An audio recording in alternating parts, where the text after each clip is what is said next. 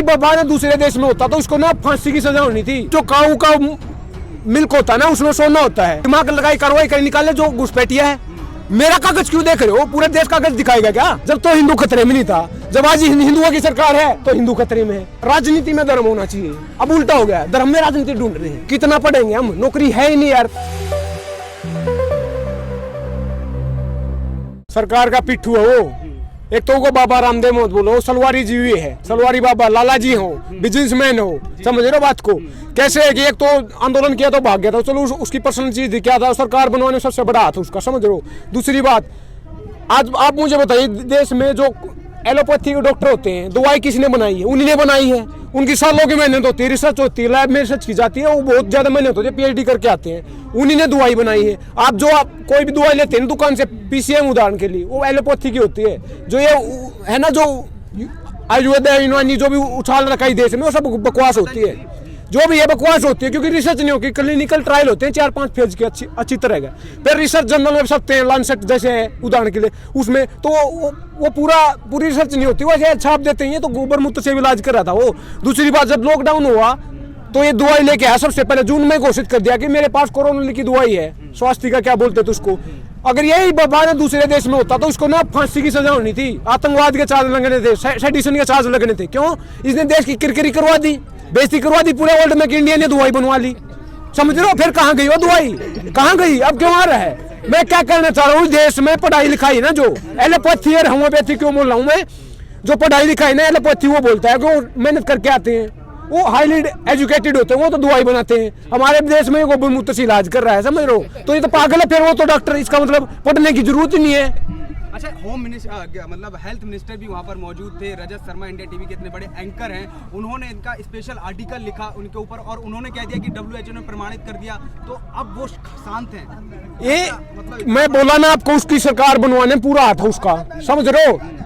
और दूसरी बात ये, सरकार ना आई मी और माइन वाली है, जो मैं बोलूंगा वही चलेगा, समझ रहे हो? वही जो है संता बनता की सरकार है, समझ रहे हो? जोक मार रहे हैं ये। मैं क्या बोल रहा हूँ, जो वर्ल्ड में ना, जो आजकल ना क्या है कि artificial intelligence, optical fibre, machine learning, blockchain technology, ऐसी बातें हो रही हैं। चाइना ने, जापान ने 6G 7G की ट्रायल शुरू कर दिए हैं। हम कहाँ पे हैं? बुग्गी जोटा लेके घूम रहे हैं, समझ रहे हो? हिंदू खतरे में है, गाय खतरे में, समझो? हम ये चीजें बचा रहे हैं। महाभारत काल में इंटरनेट की खोज हुई थी।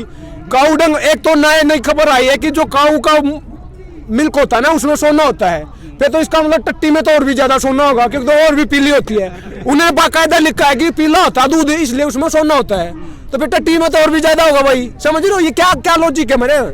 अच्छा, मोहन भागवत RSS के चीफ, उन्होंने आप लोगों पे इल्जाम लगाते हुए कहा है, पर कल कॉन्स्टिट्यूशन क्लब में उन्होंने कहा कि आत्मनिर्भर भारत का जो मोदी जी कह रहे हैं, उसके लिए जो लोगों के दिल में जो है आत्मा जो है पवित्र होनी चाहिए, और किसानों की आत्मा पवित्र नहीं है। इस पे आप क्या कहना चाहिए? अपनी आत्मा पवित्र करे ना। आप मुझे बताइए, सेक्युलरिज्म क्या होता है? धर्मनिरपेक्ष राष्ट्र। प्रस्तावना प्रियम्बल हमारे संविधान, उसमें बोला गया कि सेकुलर नेशन होगा, समझ रहे हो? पूरा नहीं बताऊंगा उसके बारे में आपको।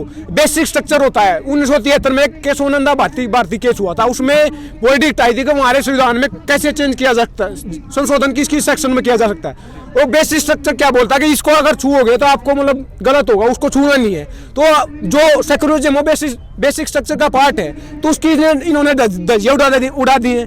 RSS का तो सबसे बड़ा आता है, वो डायरेक्टर है, प्रोड्यूसर BJP है, डायरेक्टर RSS कर वो रहे हैं, लेकिन इशारा उसका, समझ रहे हो? 2019 में क्या लेके आए थे CNRC, समझ रहे बात को?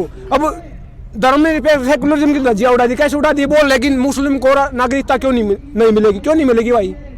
वो नागरिक नहीं है देश का। यही तो गेम, आप समझो ना इस बात को। मैं थोड़ा कह रहे हैं ना कि जो बांग्लादेशी उनको निकालेंगे सिर्फ। अच्छी बात है, निकालेंगे। आप मुझे बताइए, मैं ये भाई साहब हैं, मैंने इसका गला काट दिया, इनका मर्डर कर दिया, तो सरकार का मुझे ढूंढना चाहिए, पूरे देश के कागज मंगाना चाहिए। बताओ आप, मेरे कागज ढूंढो ना, पूरे देश के कागज क्यों चेक कर रहे हो? अगर घुसपैठिया तो घुसपैठियों को ढूंढो। ये जो हमारा सिक्योरिटी सिस्टम है, आर्मी है, जितना भी एजेंसियां हैं, पुलिस है, पुलिस उनको बोला कि अपना दिमाग लगाई कार्रवाई कर निकाले जो घुसपैठिया है। मेरा कागज क्यों देख रहे हो? पूरे देश कागज दिखाएगा क्या? ये लाइन में लगाने वाले पहले भी 2-3 बार लाइन लगाई है, पता होगा आपको। ये दोबारा लाइन में लगा रहे थे, समझ रहे बात को?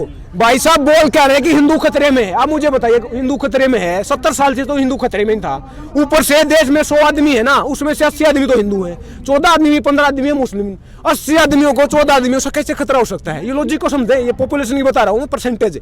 ऊपर से इस देश में जब राष्ट्रपति APJ अब्दुल कलाम था, मुस्लिम था, और सिख एक प्रधानमंत्री था मनमोहन सिंह, जब तो हिंदू खतरे में नहीं था। जब आज हिंदुओं की सरकार है तो हिंदू खतरे में है। इस गेम को समझो, ये वो टोपी है जो पहना के हमें लूटा जा रहा है। कार्ल मार्क्स ने बोला था कि religion is the opium to the masses. अफीम होती है, नशा होता है, नशीला पदार्थ होता है, ये सच्चाई है। ये धर्म का राज, धर्म अपनी अथॉरिटी पहले भी जमाता रहा है। आप इतिहास उठा के देख लो किसी वर्ल्ड का, वेस्टर्न वर्ल्ड जो आज विकसित है ना, उस पर धर्म का राज होता था, चर्च का राज होता था, तो डेमोक्रेसी आई। लेकिन आप उल्टा लेके जा रहे हैं धर्म की तरफ। बोल रहा हूँ ना मैं, वो ड्रोन उड़ा रहे हैं, हम बूगी जोटा पे घूम रहे हैं, गायें खतरे में है। धर्म की बात आते हैं तभी एक आंकड़ा बताते हैं कि 30 लाख से भी ज्यादा धार्मिक स्थान है, ठीक है, भारत में, लेकिन अपराध कम नहीं होते। और हॉस्पिटल की अगर बात करें तो सिर्फ 1 लाख से भी कम हॉस्पिटल है। यही कहना चाह रहा हूँ मैं। जो अगर क्रिटिकल थिंकिंग है ना, अगर हम पढ़ लिख गए ना, भगत सिंह ने कहा था कि इंकलाब में तो बम से आता ना पिस्तौल से आता, इंकलाब आता विचारों से, नॉलेज से, किताब से। अगर हम पढ़ लिख गए ना तो फिर सवाल पूछेंगे, अभी हमें स्कूल कॉलेज यूनिवर्सिटी सड़कें बिजली पानी ये चाहिए। अब क्या है कि राम नाम जपना परा माल अपना, हम तो घंटी बजाते रहेंगे कि लूट के ले जाएंगे धन को बाहर। जो स्विच पेंगे मैं का उठता हूँ, किसका था? हमारा ही तो था। आजकल तो हर चीज में टैक्स लगा जा रहा है, मूतने में भी टैक्स लगा रहे हैं। दिल्ली मेट्रो में जाओगे 2 रुपये लेते भाई साहब, थोड़ा कमाते हैं क्या? मूतने में भी टैक्स लगा दिया, समझ रहे हो? हर चीज पे टैक्स लगा रहे हैं। तो ये बेचने जा रहे हैं। पूंजीवादी व्यवस्था हो तो लागू। पूंजीवादी, अब आप सोचोगे ये हवाई बातें करा, समझा नहीं रहा। पूंजीवादी व्यवस्था के बारे में पढ़ा दूंगा थोड़ा सा आपको। बंगाल की बात जब कह रहे हैं, मैं बंगाल की बात ही कह रही हूँ। आपने बोला कि वहाँ पर परिवर्तन लाने की बात करें, परिवर्तन लाने की बात करें, सरस्वती पूजा की बात कह रहे हैं, तो आंकड़ा तो कुछ ऐसे बताते हैं, तो उसमें राजनीति नहीं हो सकती? हर चीज में राजनीति हो रही है। गांधी जी ने कहा था कि politics without principle is a sin. सिद्धांत की राजनीति होनी चाहिए, काम की बात होनी चाहिए। यहाँ पे एक तो मन की बात हो रही है, फिर काम की बात भी नहीं हो रही, समझ रहे हो? अब क्या है कि राजनीति में धर्म होना चाहिए, अब उल्टा हो गया, धर्म में राजनीति ढूंढ रहे नहीं। शक है क्या कोई किसी को? सबको पता है मंदिर मस्जिद की राजनीति हो रही है, उसके नाम पे वो बांटा जा रहा है, समझ रहे हो ना? मैं क्या कहना चाहूँ, पूंजीवादी व्यवस्था क्या है? जो अमेजन का CEO है ना, जेफ बेजोस, 2015 से पहले उसके बारे में पढ़ो आप, कंगाल था, लेकिन आज वर्ल्ड का नंबर 1 अमीर आदमी, दूसरे नंबर पर आ गया, एलन मस्क उसको ओवरटेक कर लिया, लेकिन नंबर 1 आदमी उदाहरण के लिए था सबसे ज्यादा पैसा उसके पास 5 साल के अंदर केवल। ये कैसे हुआ? जो हमारी रिटेल की शॉप है ना, ये आप शॉपिंग करने जाते हो जूते की, कपड़े की, ये जो सामान बेचते हैं ना, जहाँ पे फिजिकली उसको मतलब सेल खरीदते हैं, बाइंग करते हैं, तो वो बंद हो गया, क्योंकि ऑनलाइन हम उसको वो करते हैं ना, मतलब खरीदते हैं। तो ऑनलाइन सारा जितने भी दुकानदार हैं पूरे वर्ल्ड में, इनका पैसा जो इनकी कमाई थी, इनकी सारी कमाई एक जेब में जा रही है। तभी तो 5 साल के अंदर इतना ज्यादा अमीर हो गया। यही पूंजीवादी व्यवस्था है, इस बात को समझो आप। अच्छा, आज जो है जैसे कि आप सही कह रहे हैं, आज ट्विटर पर ट्रेंडिंग कर रहा है रोजगार दो सरकार, रोजगार दो। अभी यूपी में 62 जो है पोस्ट निकली पियून की, उसमें 37,000 जो है PhD होल्डर, 50,000 ग्रेजुएट और 60,000 जो है पोस्ट ग्रेजुएट लोगों ने आवेदन किया सिर्फ 67 पोस्ट के लिए। और यूपी का आज बजट भी निकल रहा है, इसको लेकर के आप क्या समझते हैं? यही मैं देख, एक तो मैं दारू दूरू नहीं पी के आया हूँ यहाँ पे, किस लिए आया हूँ? समझाने के लिए, क्योंकि कितना पढ़ेंगे हम, नौकरी है ही नहीं यार। आप दर्द को देख रहे हो, एजुकेटेड है लेकिन बेरोजगार घूम रहे हैं, समझ रहे हो? तो मैं यही कहना चाह रहा हूँ, जानकारी अवेयरनेस फैलाना है। आपको बोला, आप सब देख रहे हो, शेयर करो एक बंदा। हमारी आवाज नहीं पहुंचेगी, कैसे जीतोगे? भूखे नंगे शेर कैसे जीतोगे? आप जागरूकता फैलाओ ना, किताब उठाओ। मैं क्या कहना चाहूँ, एजुकेशन में किताब को, इस पढ़ाई लिखाई को देश में खत्म किया जा रहा है। हम PhD करके आएंगे, चपरासी का फॉर्म भरते हैं, फिर आप मुझे बताओ PhD क्यों करना था? अगर चपरासी लगना था तो PhD क्यों करी? B.Tech करके आओ, 10,000 रुपए की नौकरी मिलती है। तो दिल्ली पब्लिक स्कूल है ना, उसकी 1 महीने की फीस 12,000 रुपये है। हमारी सैलरी कितनी है? 10,000 रुपये। बढ़ा लो देश को। विकास किसका होगा? वही तो बोल रहा हूँ, विकास उसी का होगा जिसके पास कारखाने होंगे। वही हमारा सारा धन लूटेंगे, केचुए हो, चिचड़ा हो, हमारा सारा लूट के जेब में डाल लेंगे। तो ये विकास को समझे आप। आपने पढ़ाई की बात की, एक और बोल दूं मैं, एक लेटरल एंट्री और लेके आए ही पिछले साल तो 10 थी वो।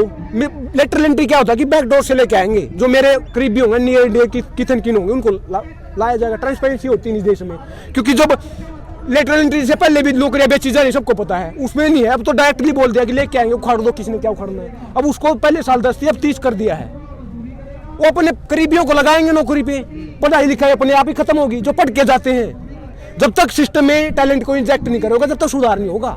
लेकिन ये कह रहे हैं ना मोदी जी कि आत्मनिर्भर भारत के लिए आप लोगों का प्राइवेटाइजेशन होना बहुत ज्यादा है। मैं जवाब दूंगा इसका। अगर प्राइवेटाइजेशन उदाहरण है तो फिर मैं बता दूं आपको, प्राइवेटाइजेशन उदाहरण है तो डीजल पेट्रोल सरकार का हाथ होता था। 2010 में पेट्रोल को डीजल उसके कंपनियों का हाथ छोड़ दिया था, समझो। 2014 में डीजल को कंपनी का हाथ छोड़े, सरकार हट गई थी। बोला क्या थी, कंपनी विकास करेगी, मतलब दिल्ली तय होगा इसका, जीएसटी से बाहर रखा उसको, पेट्रोल डीजल को कंपनी अपने आप डिसाइड करेगी, उससे फायदा होगा कंज्यूमर को।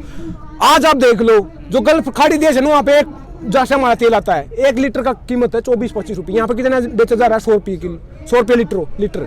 तो ये तो वही बात होगी, पजामा तो 200 रुपये का, नाड़ा 1200 रुपये का। समझ रहे हो बात को? 75 रुपये का टैक्स, ये लूटपाट नहीं तो क्या है? तो ये मैं क्या कह रहा हूँ, पूंजीवादी व्यवस्था ये है ना कि बोले विकास होगा, तो ये भी कंपनी डिसाइड कर रही है डीजल पेट्रोल का भाव।